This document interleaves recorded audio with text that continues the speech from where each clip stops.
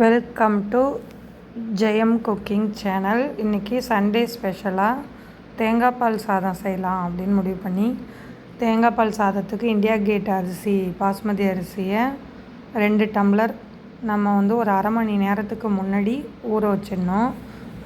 ஊறினா தான் பிரியாணி நல்லா பொல பொலன்னு சூப்பராக வரும். அதனால் ஒரு அரை மணி நேரம் ஊற வச்சுருவேன். அதில் தண்ணி சேர்த்து ஃபஸ்ட்டு ஊற வச்சுட்டு அதுக்கப்புறம் நம்ம தேங்காய் பாலுக்கு பால் எடுக்கணும். அப்புறம் வெங்காயம், பச்சை மிளகா, புதினா, இஞ்சி பூண்டு பேஸ்ட்டு எல்லாமே நம்ம ரெடி பண்ணி வச்சுக்கலாம். அதுக்கப்புறம் இதில் இப்போ தண்ணி எடுத்து ஊற்றி ஊற வச்சிட போகிறோம் ஃபஸ்ட்டு. அடுத்து தேங்காவை கீறணும். தேங்காவை நல்லா பொடியாக நான் திருவரலாம் மாட்டேன், எப்பயுமே கீறி போட்டு தான் அரைப்பேன். தேங்காவை கத்தியாலேயே கீறி ஈஸியாக மிக்சியில் போட்டு அரைச்சிடுறது. தேங்காய் பாலுக்கு அரைச்சதுக்கப்புறம் பச்சை மிளகா 2 போட்டால் போதும், ரொம்ப காரம். பெரிய வெங்காயம், அப்புறம் கொஞ்சம் முந்திரி பருப்பு, அப்புறம் மில் மேக்கரை தண்ணியில் கொதிக்க வச்சு அதை பெரிய மில் மேக்கரை பொடியாக கட் பண்ணி வச்சுருக்கேன். சின்ன மில் மேக்கர் இருந்தாலும் நம்ம போட்டுக்கலாம். ஃபஸ்ட்டு குக்கரில் கொஞ்சமாக நெய் ஊற்றிட்டு அந்த அன்னாசிப்பூ, பட்டை, ஏலக்காய், கிராம்பு அதெல்லாம் போட்டுட்டு அதுக்கப்புறம் பச்சை மிளகா, பெரிய வெங்காயம் 2 வெங்காயம் கட் பண்ணி அதை அதில் சேர்த்துட்டு நல்லா வதக்கணும். அது பொன்னிறமாக நல்லா வதங்கினதுக்கு அப்புறம் நம்ம புதினா தழை சேர்க்கணும். இதுக்கு புதினா போட்டால் நல்லாயிருக்கும். புதினா போட்டு நல்லா வதக்கிட்டு அதுக்கப்புறம் இஞ்சி பூண்டு பேஸ்ட்டு போட்டால் நல்லா அந்த பச்சை வாசனை போகிற அளவுக்கு வதக்கணும். அந்த போட்ட உடனேவே நம்ம அடுத்து இதை ஊற்றிட்டோம்னா அந்த இஞ்சோட வாசனை அப்படியே இருக்கும். அதனால் நல்லா வதக்கணும் இஞ்சி பூண்டு பேஸ்ட்டு போட்டதுக்கப்புறம். அடுத்தது இந்த முந்திரி பருப்பு வச்சுருக்கோம்ல, அது ஒரு கைப்பிடி அளவுக்கு சேர்த்துக்கிட்டோம்னா சாப்பிடும்போது நல்லாயிருக்கும். மில் மேக்கரை அதே மாதிரி தனியாக வேக வச்சு பெரிய மில் மேக்கரை 2ஆக கட் பண்ணி வச்சுருக்கேன். புதினா தழை சேர்த்துட்டு நல்லா வதக்கணும்.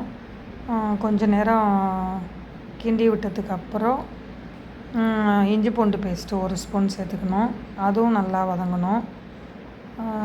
நல்லா வதக்கிறதுக்கு நான் ரொம்ப நேரம் கொஞ்சம் நேரம் நல்லா அந்த பச்சை வாசனை போகிற அளவுக்கு வதக்கணும்.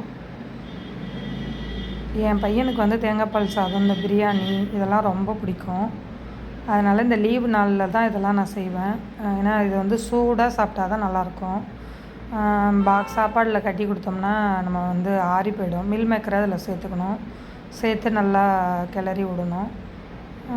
இது இந்த சுட சுட சாப்பிட்டா தான் நல்லாயிருக்கும். இதுக்கு நல்லா முட்டை வறுவல், பன்னீர் கிரேவி, ஏதாவது சிக்கன் கிரேவி அந்த மாதிரி ஏதாவது செஞ்சுக்கலாம். நான் தைப்பூசத்துக்காக விரதன்றதுனால அவங்களுக்கு மட்டும் முட்டை செஞ்சு கொடுத்துட்டு இப்போ நம்ம தேங்காய் பால் சேர்த்துப்போம்.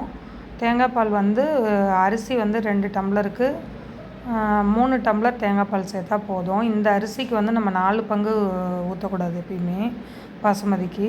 இது 3 டம்ளர் தான் எப்போவுமே வைக்கணும் 2 டம்ளர் அரிசிக்கு. இதே நம்ம நார்மல் சாப்பாட்டு அரிசி வச்சோம்னா 1 டம்ளருக்கு 2 டம்ளர் அளவுக்கு தண்ணி சேர்ப்போம். அப்போ தான் கரெக்டாக வேகும். அதுவும் இல்லாமல் நம்ம காய்கறிக்கு வேறு ஒரு அரை டம்ளர் தண்ணி சேர்த்து வைப்போம்.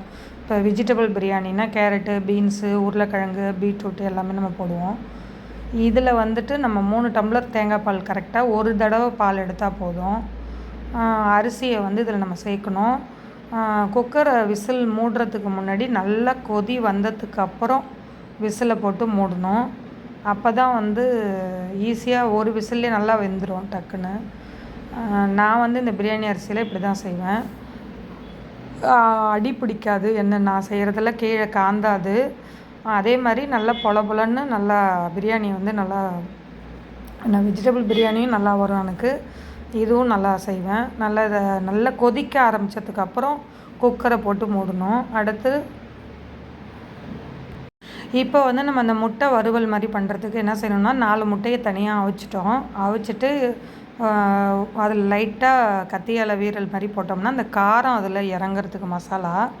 அதுக்கு நம்ம கடாயில் கொஞ்சோண்டு பூண்டும் பெருஞ்சீரகமும் நசுக்கி போட்டுட்டு பச்சை மிளகா 2, ஒரு வெங்காயம், ஒரு தக்காளி போட்டு நல்லா வதக்கணும். அந்த பச்சை வாசனை போகிற அளவுக்கு வதக்கினதுக்கப்புறம் நம்ம வந்து கொஞ்சம் மசாலா சேர்க்கறதுக்கு வந்து மஞ்சத்தூள், குழம்பு மிளகாத்தூள், கொஞ்சம் கரம் மசாலா, உப்பு அதில் சேர்த்துடணும். சேர்த்து நல்லா கொஞ்சமாக தண்ணி விட்டு கொஞ்சம் நேரம் அந்த பச்சை வாசனை போகிற அளவுக்கு வறுக்கணும். இல்லைன்னா அந்த மிளகாவோட வாசனை வரும்.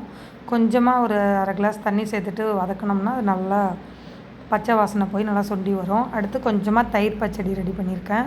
பெரிய வெங்காயம் கட் பண்ணி, ஒரு பச்சை மிளகா, கொஞ்சம் கொத்தமல்லி தழை போட்டு, இது பிரியாணி வாசனை வர்றதுனால நம்ம தயிர் பச்சடி நல்லாயிருக்கும்.